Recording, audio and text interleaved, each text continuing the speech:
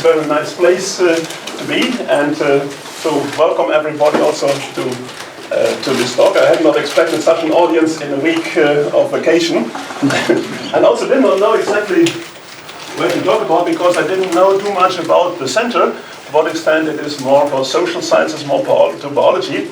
So from training, I'm a game theorist, and I started working more in economics and political sciences, and then later I moved to biology. And today I will only talk about my work on biological systems. And in biological systems, I have done two main research areas, or research interests. The one interest is more about on the causes and consequences of diversity at all levels of organization. So I'm interested at the higher levels, so to what governs then the diversity of species, of ecological communities, but to what extent, how can we understand speciation processes and so on. But the larger part of my work is also about differences between individuals. So personality differences, as it is often called, and so on. And the question is then, how does diversity emerge? How is it maintained? And to what extent does it then also determine the functioning of a system? The second theme that I find very interesting is more about predictability. To what extent are ecological and evolutionary processes predictable? And how accurate are the predictions? And what are the limitations of predictability? And both of these aspects, of course, have to do a lot with the behavior of complex systems. And today I will talk about, I've structured my talk into three different parts. The first part is some older work that most of you will probably not know, but I think it's still interesting also from an interdisciplinary perspective. It is about competitive systems. And much of what I say about competitive systems in biology is also of relevance, in my view, of competition, say, in economic systems, for economic context and so on. The second will be about evolutionary tipping points, and the third will be on the evolution of adaptive response mechanisms. And so if you have the questions in each of these parts, or also throughout the talk, don't hesitate to interrupt me and ask me. But also at the end of each part, you can also then ask some questions to it. So I would not mind at least. Now the first part is that it's about competition systems, and this is one of the most interesting questions, I would say, in ecology. Namely, how can we understand the diversity of systems, competing systems. So what you see here are all algae. So you have a huge diversity of algae. So these organisms that live in a relatively well-mixed environment, and that all have somewhat like similar kinds of requirements. And still there is a lot of diversity, which seems to contradict one of the most fundamental principles of ecological theory, namely the principle of competitive exclusion. And this is also often called Gauss's principle. So in 1934, Gauss formulated that species with identical requirements cannot coexist. And this would mean that only relatively few organisms, at least with similar requirements, should be able to persist. But then the question is, why do so many species of algae coexist in a droplet of water? I'll come to this in a moment. Now the work that I will present here is a theoretical work, has been done together with Jeff Heisman, who is now really for quite a while professor of aquatic biology at the University of Amsterdam. And so we have developed theory, but also we have done some testing on competition. And these tests typically take place in a so-called chemostat, and the chemostat is just this basically the chemostat. Where is the stick? Stick there.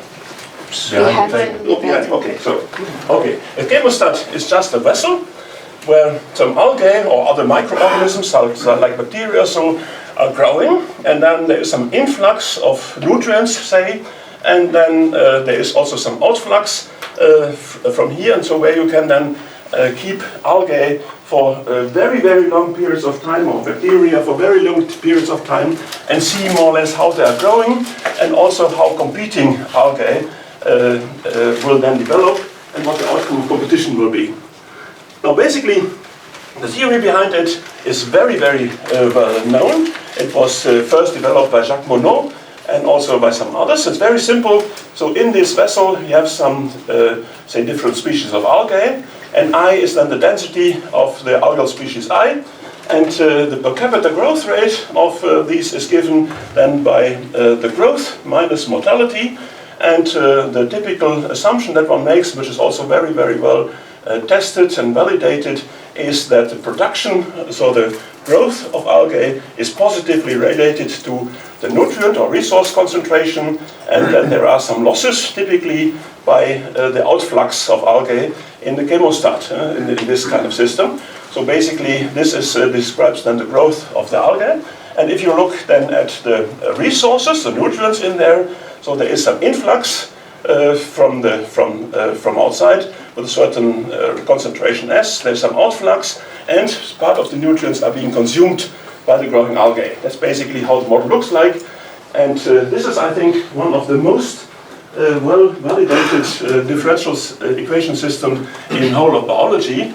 Thousands and thousands and thousands of experiments have been done on this, and also a lot of biotechnology is really dependent on this.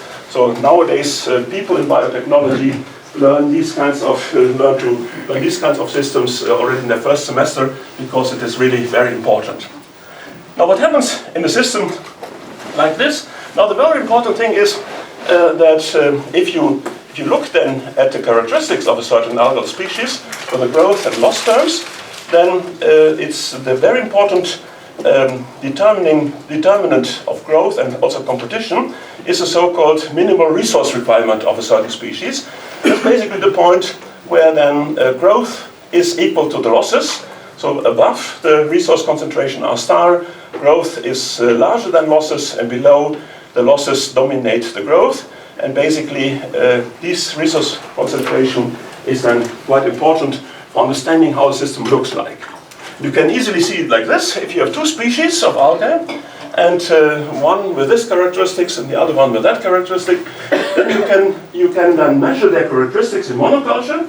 And very nice thing is that if you have done this, you can actually make predictions a priori on how the outcome of competition will be. And that's basically now what you get in this case. Now basically what happens is it would look something like this. If you start with very large resource requirements, so somewhere here, then you will see that species A will first grow very, very rapidly, whereas species B will only grow very, very slowly. And basically you see then first species A will grow, but at the same time, due to the growth, it will consume a lot of resources, and the resource concentration will drop. And at a certain point, the resource concentration then will go down until the specific resource requirements of species A are being reached. And at this moment, A cannot grow anymore, but B can still grow, because at this concentration Ra star, the B species can have still a positive growth. And then you see the B species can continue to grow. It will further reduce resource concentration in the vessel, and basically what will then happen is that species B will outcompete species A in a longer time perspective, despite of the fact that under optimal conditions, species A is growing as a larger net growth than species B. So in other words, what we always get is the species with the lowest resource requirement, minimal resource requirements, will always outcompete the other species, and you will never get coexistence of the two species. That's also something that is very well known, and which is also very well studied in many experiments. So this is one of the standard experiments that biology students are also doing in practicals. This is, for example, some work that we did ourselves. And the interesting thing is, so Jeff first measured then the species monoculture, and then put them in competition. And the interesting thing here is that the lines that you see here, they are not fits, they are predictions. So the lines were plotted before the experiment had been done, and then you can actually then relatively well predict what the outcome, the cause and outcome of competition will be. Okay, that's the simple kind of case. So basically that you have a single kind of resource in the system. But now the question is, what happens now if we make the environment a little bit more complicated? So in this case, if we assume that not a single nutrient like phosphorus is limiting, but for example, that phosphorus and nitrogen, two different kinds of nutrients, are then limiting for the growth of the algal species. Now in this case, we get then again this kind of model where the growth now depends then on the different kinds of resource concentrations in the vessel. And then also for each of the resources, we have then an influx, an outflux, and a consumption. And again now, the theory predicts, a very clear prediction, that no more species can coexist at equilibrium than there are limiting resources. This can actually be relatively easily be shown. Let's assume now that we have a system like this, where we have two different resources that are nutrients that are in this case limiting, nitrogen and phosphate, and then take one algal species, which is in this case then more indicated with this blue line. And what does the blue line say? Now the blue line is the so-called net zero growth isocline, where the growth is exactly the same as the losses. Roughly speaking, here you have a certain domain where then both resources are there in very large supply, where the population can grow, where you have net growth. Here in this area, both resources are then limiting, so they are then in very short supply. There the losses dominate growth.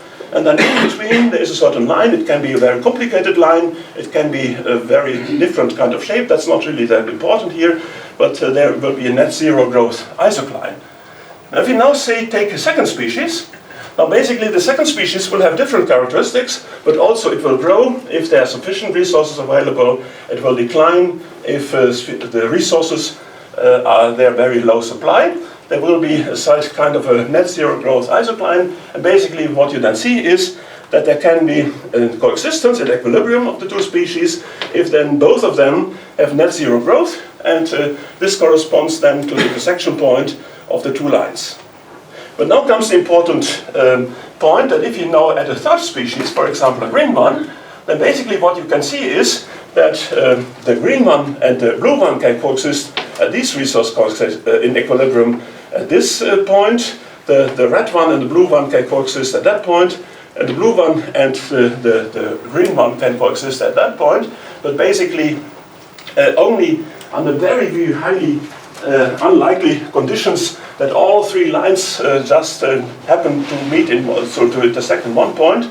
You will not have coexistence of all three species at equilibrium. That's basically a very simple kind of graphical proof that if you have competition for two resources, not more than two species can coexist at equilibrium, and you can easily generalize this proof to saying now, if you have competition for, say, 5 resources, then not more than 5 species can coexist at equilibrium. That's basically the very important. Can you always have, so is there a prediction about the ratio of different species? Not directly, no. It depends very much on details. But the theory is actually very detailed, so you can make predictions how and what the ratio is in which the resources are being then exploited, and you can also say where the system will go to and so on. So it basically depends on your initial conditions where you end up. Yes, exactly. Yes, it depends on the initial conditions where you end up. That's true. And there are also possibilities of 2 different equilibria and so on. And but you have to make more specific assumptions in order to get more specific than predictions. But then, yeah. When your proof kind of relies on that the curves were rather simple. Yeah. If you take really complicated curves that are nowhere differentiable, can it not just happen that they intersect a lot of times and all 3 intersect a lot of times? It may happen in principle, but so in a sense, in ecological theory, one typically assumes these as non-generic cases that you have intersections in one point. And so that's true if the curve is simple. If it's differentiable, then I agree. Yes. But you said they can actually be complicated. They can be. But nobody takes this really. So there is no indication that in practice they are complicated. They could be complicated. You're right.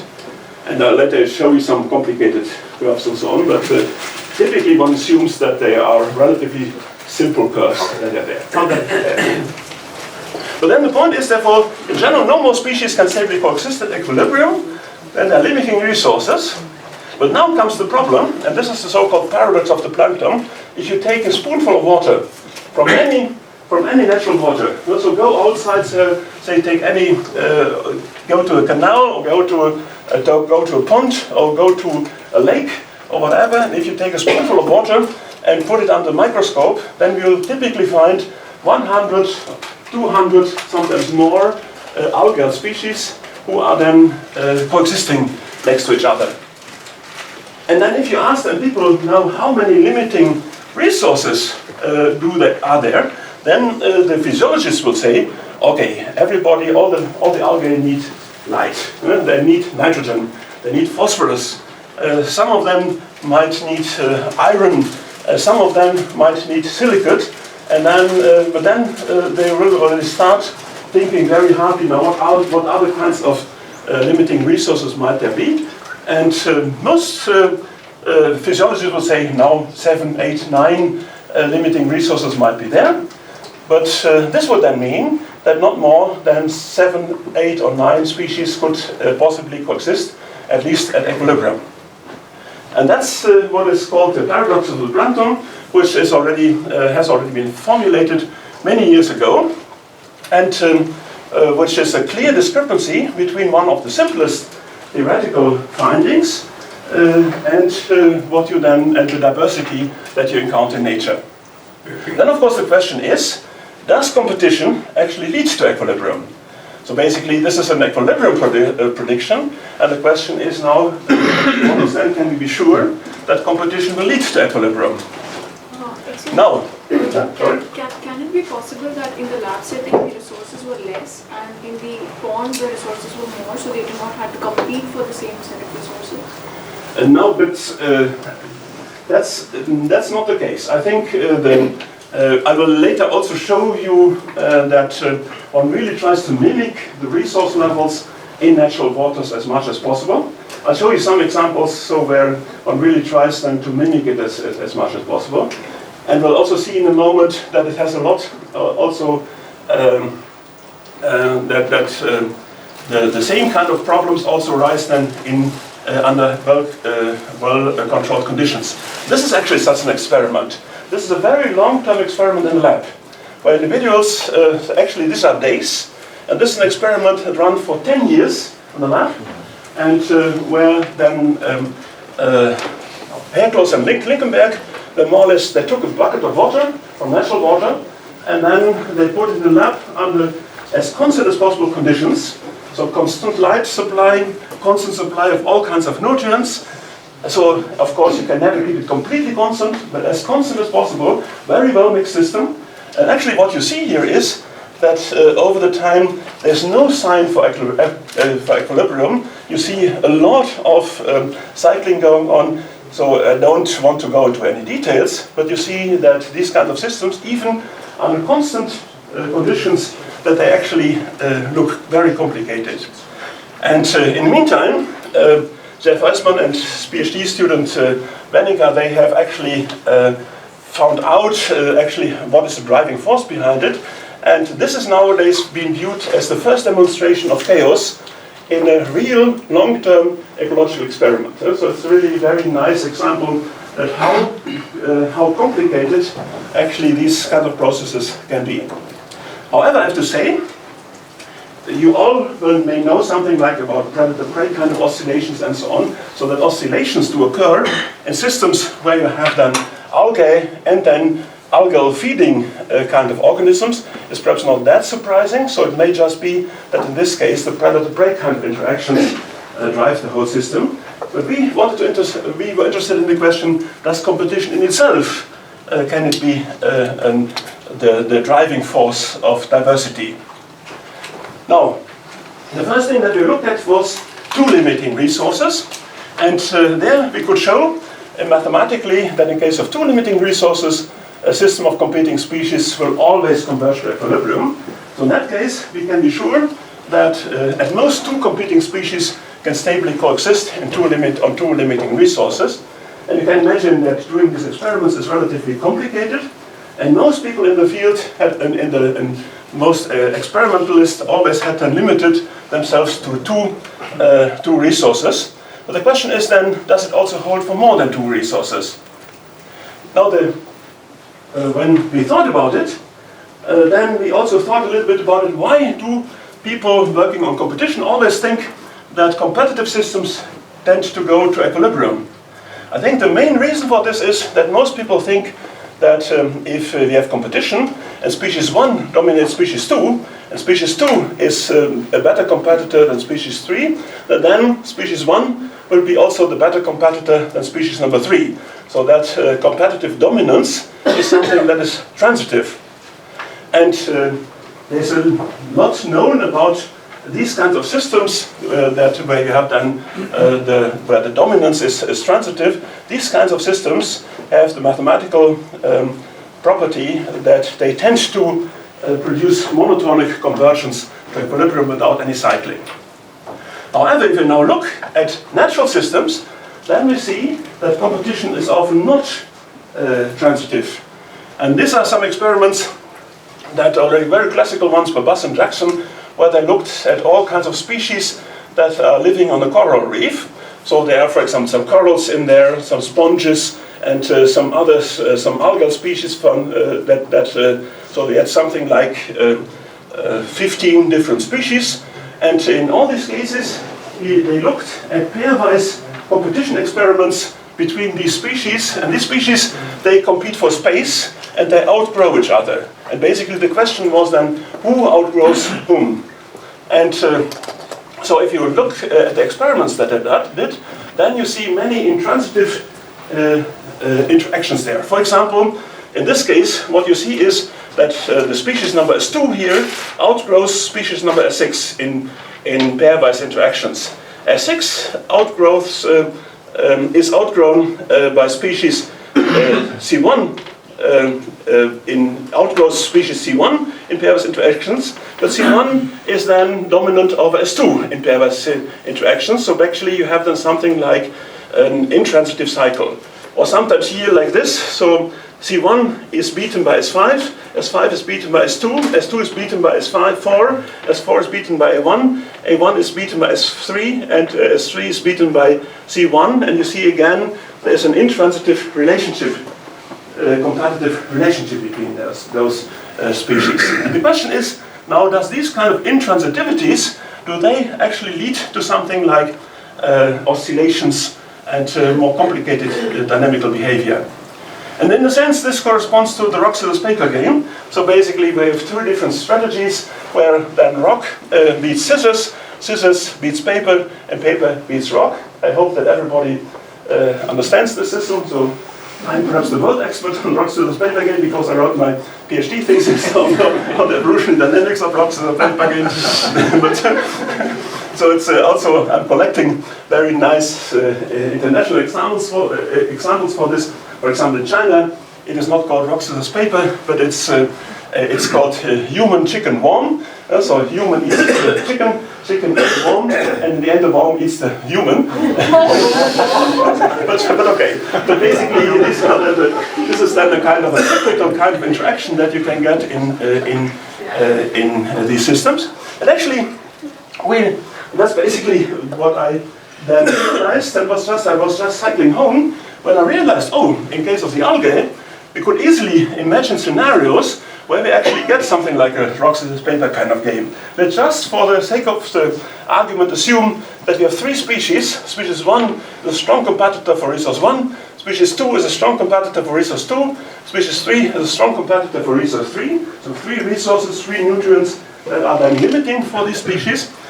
But if you also assume that species 1 consumes much of resource 2, then basically what happens is that due to, if the species 1 is then growing very strongly, now then it reduces the availability of resource number 2. And this is good for species number 2, because species number 2 is a strong competitor for resource 2, and it can grow in situations where resource 2 is in very low supply.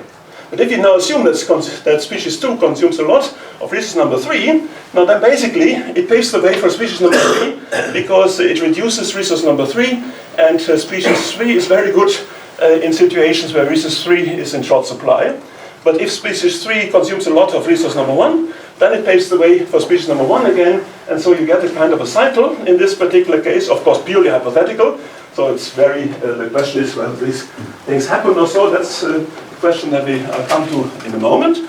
But basically, you can easily understand that in this case that you have the non-transitivity, and when I was home, I immediately got to my computer, filled in the parameters for this and then immediately, without any second try, I got then oscillations of species, 3 species, then growing on 3 limiting resources.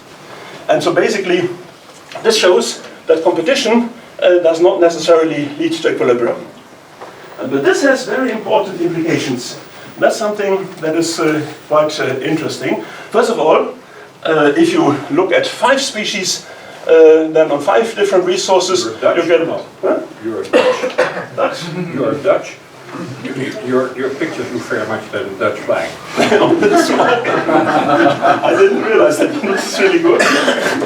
But you can also get something like more complicated dynamics in there.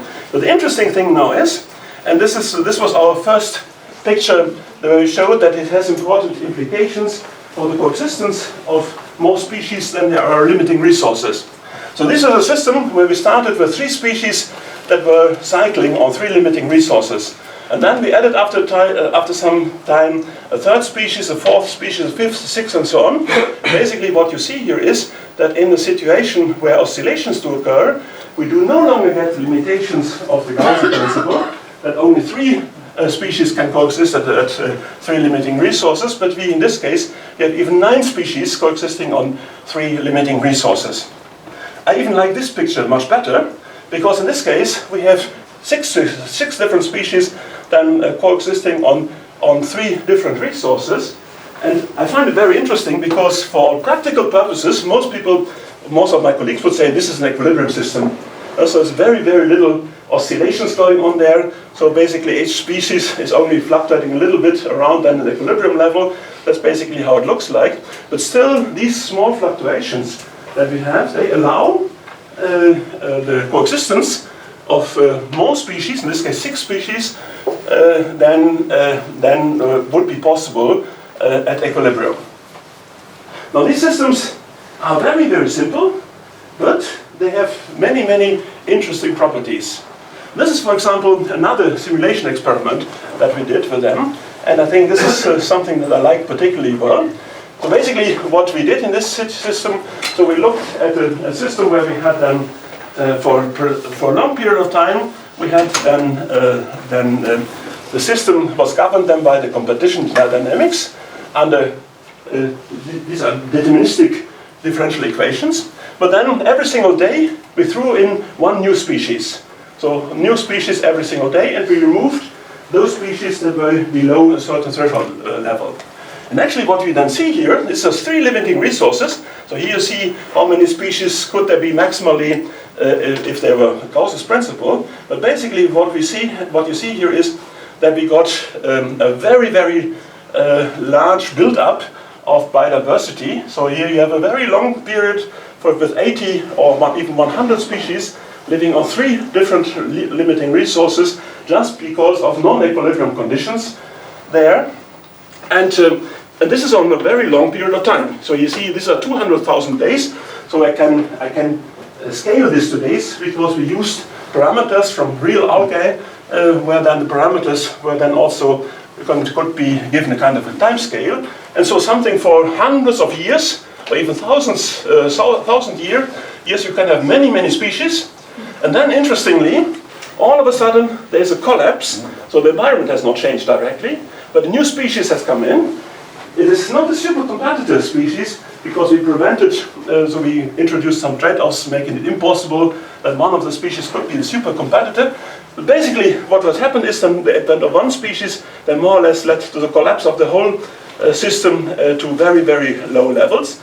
And in none of these cases where we saw such a collapse of the system, it was then the species that more or less initiated it, that later then survived. In all these cases, there was one species coming in, and then more or less leading to the collapse of the system. But then during this collapse phase, it was also wiped away from the population. So this, I think, is a very interesting kind of pattern. I think nobody has yet really got a full understanding of the whole kind of thing. But you see that the cyclic dynamics may, in principle, strongly enhanced by diversity, but you can also have then something like a catastrophic collapse of these species-rich systems. The final thing that I want to show here is then about the predictability of the outcome of competition. So for this, we looked at a system where we had 5 different species that were then more or less oscillating in density on 3 limiting resources. And what we then constructed were 3 specialist species. Each of them was then a very good competitor for each of the 3 resources. And we could show mathematically that in the end, one of the 3 species would always win the competition if all 3 are then thrown into it. It takes a while, it takes something like 4 years, but then all of a sudden either the yellow species, the red species, or the green species will in the end prevail. But then we ask the question, now can we predict under which circumstances, which of the 3 winning species will then in the end then win the competition. So we have 3 attractors in a sense. The question is then more, can we predict under which conditions we are in the domain of attraction of one of the 3. Now the result is shown here. So basically what we did is we looked, we fixed the initial abundance of all the species, and the only thing that we changed was the initial abundance of species 2 and of species number 4. And basically what is shown here, so if you, for example, take if you zoom in a little bit, then basically what this shows is that you see then here very tiny differences in initial conditions of species number 2, and very tiny differences in the initial abundance of species number 4. And the colors indicate which of the 3 winning species will then win the competition, which is deterministic. It's a deterministic system which is determined by the initial conditions completely. And then you see if it's colored yellow, then basically the yellow species will win. If it's colored red, the red species will win. And if it's colored green, the green species will win. And basically what you then see here is that in the vicinity of every single red dot, there are green and yellow dots. In the vicinity of each yellow dot, there is red and green, and so on. So basically, what you have is a system what is called that you have intermingled domains of attraction. So basically, the outcome of competition is as unpredictable as the throw of a dice in this case. So basically, as close as you like to each. Even if you measure then the initial abundance very, very, very closely. And despite of the fact that this is a fully deterministic system, well-mixed system and so on, so the outcome of competition is virtually not predictable. Now this kind of result has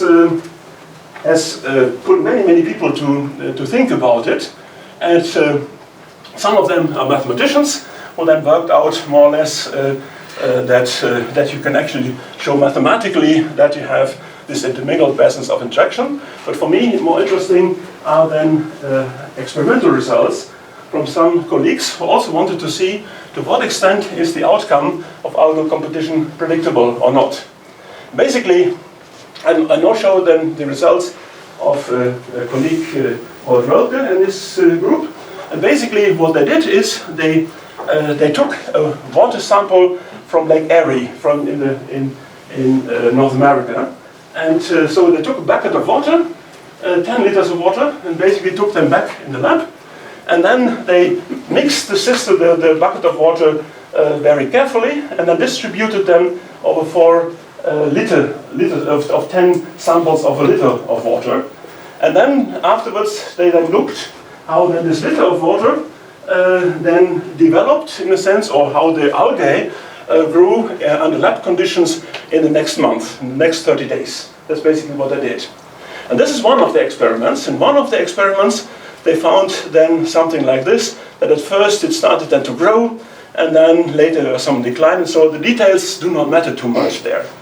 But the interesting thing is, although the 10 samples were to all practical purposes identical, what they found was that the 10 different samples, that they followed 3 very different patterns. Some of them showed the pattern here, some of them showed the pattern here, and some of them showed the pattern there. So in other words, so also if you take then samples from natural waters, apparently the outcome of these interactions that are in the system are quite unpredictable, even in the lab conditions where you try to keep the conditions as constant as possible. In the meantime, there have been more than 50 experiments on that, and virtually all of these experiments came to comparable results. So basically, that if you if you look at algal competition, so basically it seems to be highly unpredictable in at least this way, as I've indicated here. Now I want to go, yeah? Just one small question. So the fact that one of the algae might have had a lower resource requirement has no benefits to their survival. Of course, no, it can have, of course it has a benefit. It can also evolve. That's one of the things, of course, if you can survive under low resource, if you have low resource requirements, you can grow then under conditions where other perhaps cannot grow. So in that sense, it can be very useful to have this. But the problem is, of course, there are different kinds of resources, and there are often some kind of trade-offs. So if you are really are able to grow under very, very low concentrations of phosphorus, for example, then typically you need a relatively lot of nitrogen and something like this. So you often have to compensate for this. So the supercompetitor would be able to grow with very, very low concentrations of phosphorus, very low concentrations of nitrogen, and very low concentrations of all the other nutrients. But this is something that is, I think, presumably impossible, but nobody knows exactly how it is. Well, it's something that needs to be studied. Can there be a hidden species? You explained the transitive cyclic nature, but you also have the Bayesian type of reasoning where a hidden additional species you didn't know of will change the whole ball game. No, absolutely, and of course not in the simulations, so there we have the full control. And so that's also not at all, here in this case again, it's just impossible to say what is then, whether it's really purely competitive, probably not. For example, in the systems you don't, even if you don't have zooplankton, you typically often have something like viruses in there and so on. And so this the very diverse virus population can also be the cause for this. So in that sense, I do not want to pretend that this is a purely competitive system. But the interesting thing is that our work on the unpredictability of competitive systems now initiated many experiments to show, now to see to what extent are then these systems predictable. And nowadays it's often happening in practicals, so that, and I always think that we have sound biological knowledge if people dare to test or to repeat these kind of things in practicals for students. So that really then shows that it is really repeatable under a broad range of circumstances. And this is one of the things that's nowadays very often used in practicals, and where the outcomes can be very, very diverse and so on, but you typically do not get the same kind of outcome. As an aside, if you do not keep these under constant conditions, but for example under oscillatory, so under daily circle, under oscillating conditions, for example, if you give them certain nutrient pulses and things like that, well, then they become much more predictable. So the constant conditions, they are very unpredictable, but under more cyclical conditions, they are much, much more predictable. It's an interesting kind of thing, that, but I don't want to go into this too much. And then, until now, I've looked at well-mixed populations. I will not go into this because if you look at in more spatial settings, so say in something like vegetation settings or individuals then growing on a spatial surface, now then you get very interesting pattern formation going on and also moving patterns and so on. And these can also actually be shown in experiments in petri dishes, where you can then see that the different types of bacteria, for example, are then involved in kind of competition with a certain chases of different types in a petri dish. But I don't want to go into any details like this. Basically, the take-home message that I want to say is that the dynamics of competition is more complex than the textbooks suggest, that equilibrium arguments that are very often used in biology, that they are often very misleading, and that the outcome of non-equilibrium dynamics can be highly unpredictable. Originally, I wanted to add a little bit more from my work on sexual selection, but there we found exactly the same kind of thing. We showed that in many situations, sexual selection does not lead to equilibrium, that we often get evolutionary cycles, and as soon as equilibrium conditions are left, that we get very, very different kinds of principles that govern the outcome of sexual selection, but I don't want to go into that. Franjo, Yeah. can I ask a very nasty question? Sure. If you come from a dynamical system, right? Yeah. So we know that if you have a low-dimensional dynamical systems, you can only have a certain outcomes, very limited number of outcomes. Yeah. A classic example is if you take two-dimensional dynamical systems, you have stable fixed points, you have unstable fixed points, you have limit cycles. Yeah. If you extend it to 3, and then certain possibilities open like Lorentz attractor. Yes. So how different all this,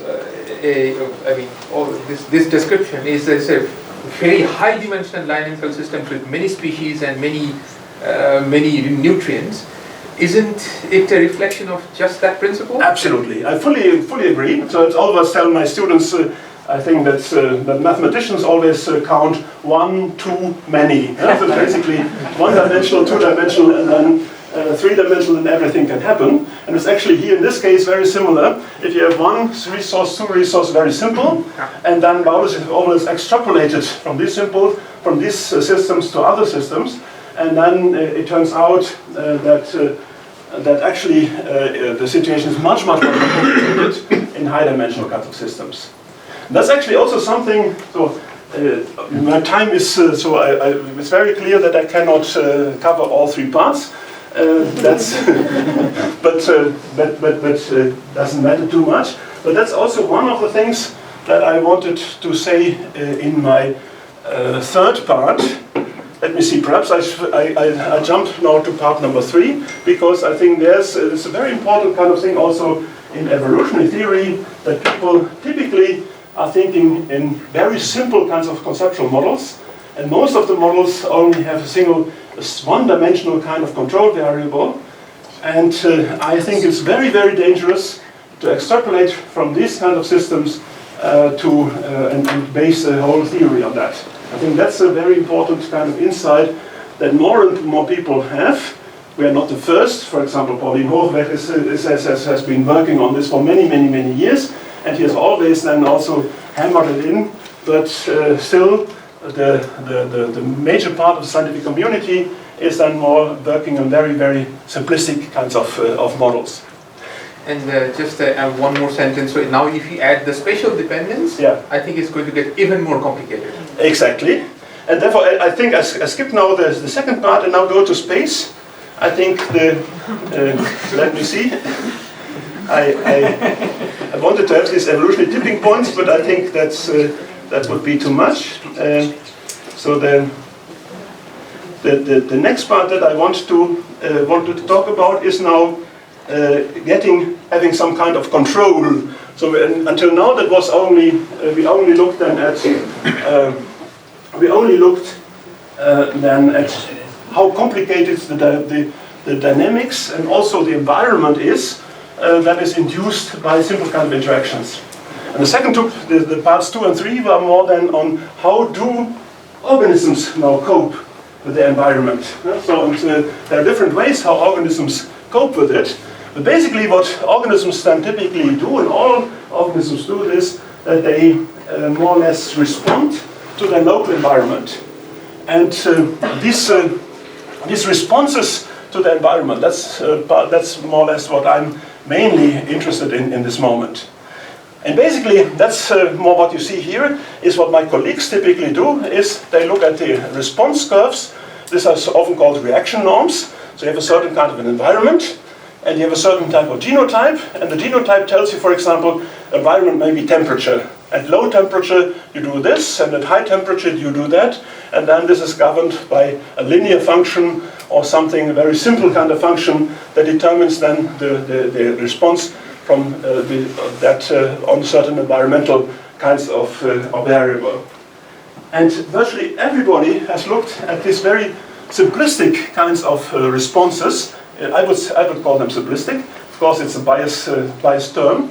And what we are now doing is that we are more looking at regulatory networks, like a neural network or gene regulatory network or the immune system or metabolic networks or things like that, that more or less produce these responses. So we do not think that the response in itself is the target of selection, but basically what happens is that an organism has some inputs, so it gets some environmental cues somewhere, and these cues are in one way or the other processed, and then there are some processing units, like in a gene regulatory network or something like this, and then in the end you get a certain kind of response out of it. So that's basically how we nowadays typically think that these responses actually work.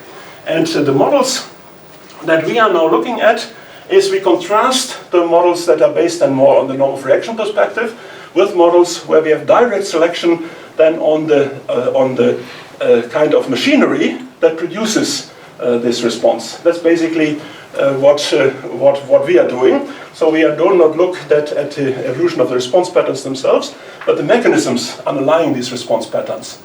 And that's basically what we're thinking of. So some of our models are gene regulatory networks, and there we do work together with colleagues on bacteria, where we're also then doing experimental work, combine this with theoretical work. We look at artificial neural networks. I'll show an example in a moment. We look at metabolic networks and also immune networks and so on. In all these cases, we have then a combination of theoretical work and experimental work. Don't have time for going into this at all. And the basic, some questions that we are asking, as for example, the evolution of information processing. So for example, how does then information processing evolve?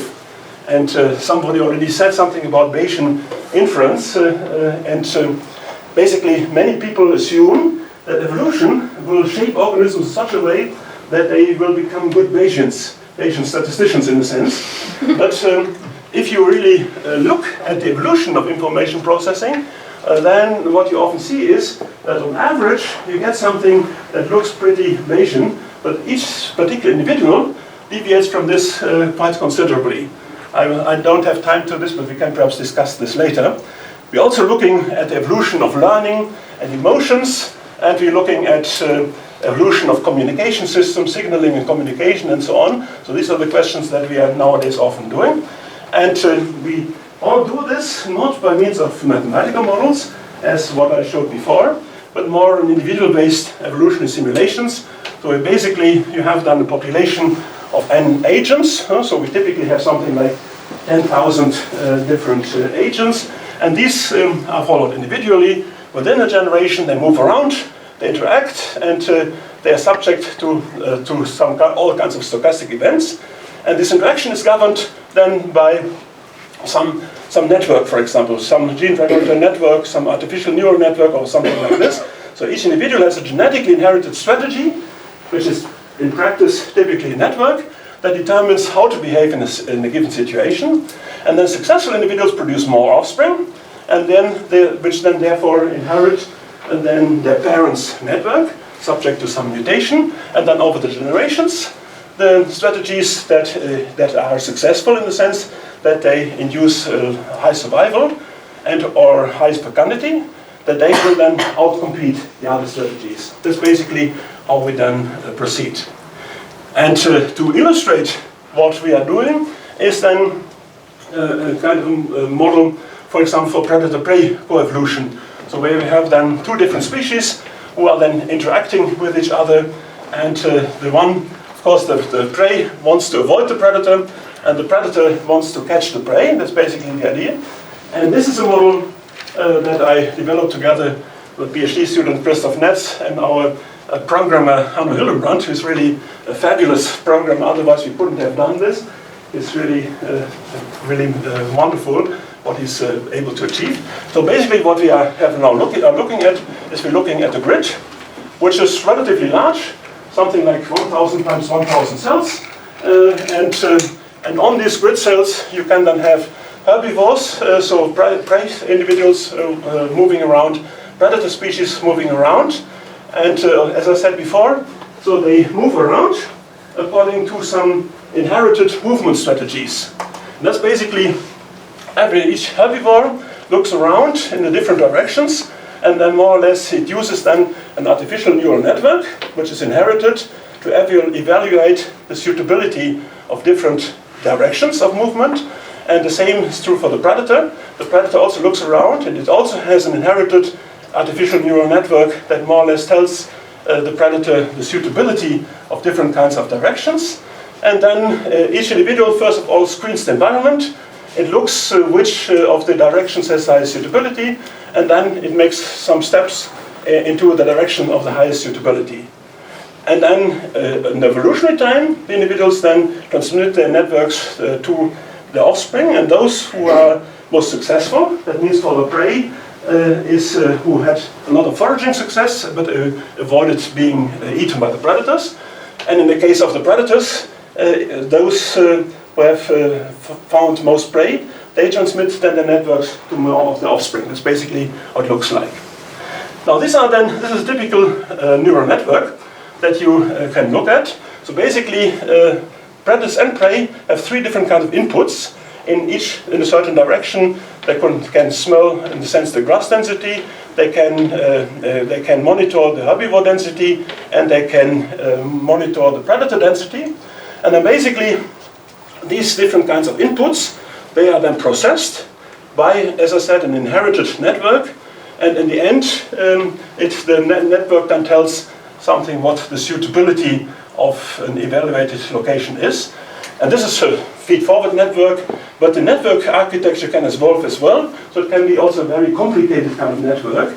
But I don't want to show you examples of very complicated networks, just to show how already very, very simple kind of models can produce complicated dynamics.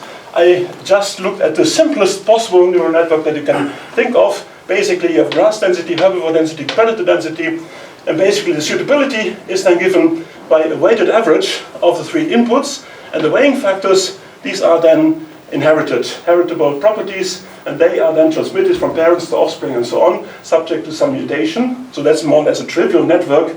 It's just also, you could say, it's just the weighing factors that are then being transmitted. But as I said, we also look at more complicated kinds of scenarios. So in this case, we have only three evolving parameters, and then we can see what actually will then happen. And this is, I hope that it works.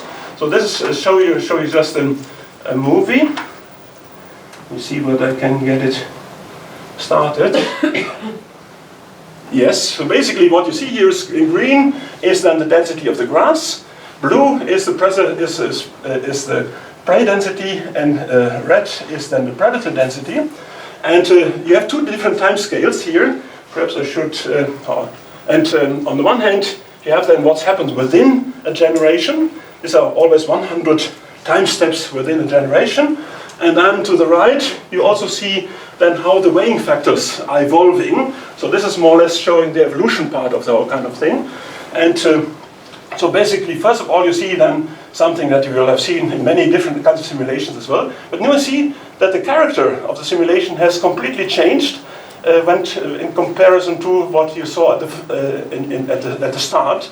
And that's one of the most interesting things that you see here in these systems, is that after a while, then the system I don't have time now to show you it for an extended period of time, but basically what you see is that the character of the simulation changes systematically between different time steps. So here at a certain point you have something like a spiral wave, then you have something like a rolling wave going through the network, then you have something more intermingled kind of state, then at a later point you get again something like spiral waves and so on. So basically what you see here is that after that, because of the evolving parameters, the character of the spatial pattern changes systematically in the course of time.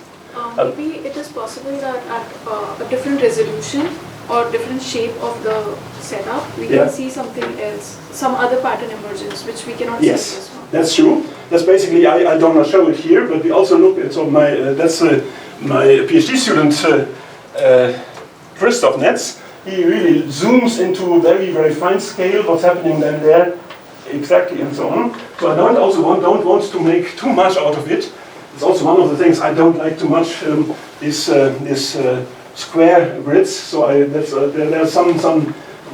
It's more for illustrative purposes that I want to show this. But you're absolutely right. So you can have different kinds of patterns, and different kinds of resolution. But the most important thing here is that due to the interaction of ecology and evolution, in ecology you have then something like a pattern, and this pattern is then changing.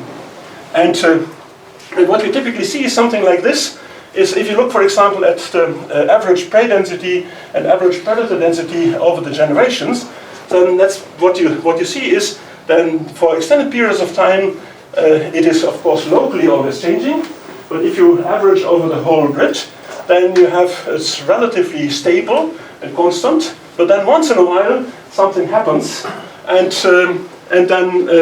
and so, for example, at a certain point, you can have a certain innovation taking place in one of the species, and which then leads to very different kinds of overall density. If you run this for not 50,000 generations, but for 50 million generations, it never ever gets locked into one kind of system. You always keep something like this, that there are always different kinds of levels that are being reached, and they, even after many, many generations, they can always be at very different kinds of heights.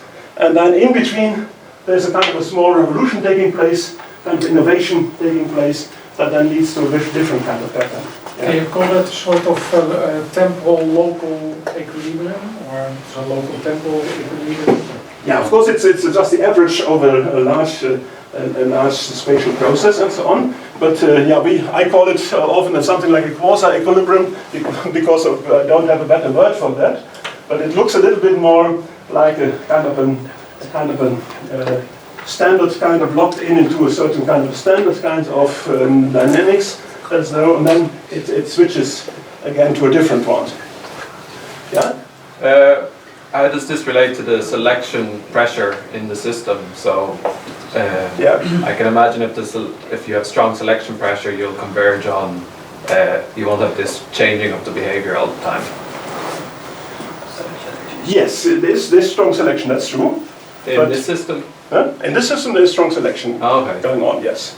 Now that's really strong selection because, yes, it's just, of course you have something like this live dinner principle, so the prey loses its life if it's caught by a predator, but the predator gets a dinner, so the selection pressure is slightly different, asymmetric between predators and prey, but for both it's a really very important selection pressure. But do you have, maybe you don't, but the changes in the actual weights over time? Yeah, that's something that you see, for example, here. So here you see then how in the course of the generations the weights are changing over time. And one of the interesting things is what they call them polymorphism.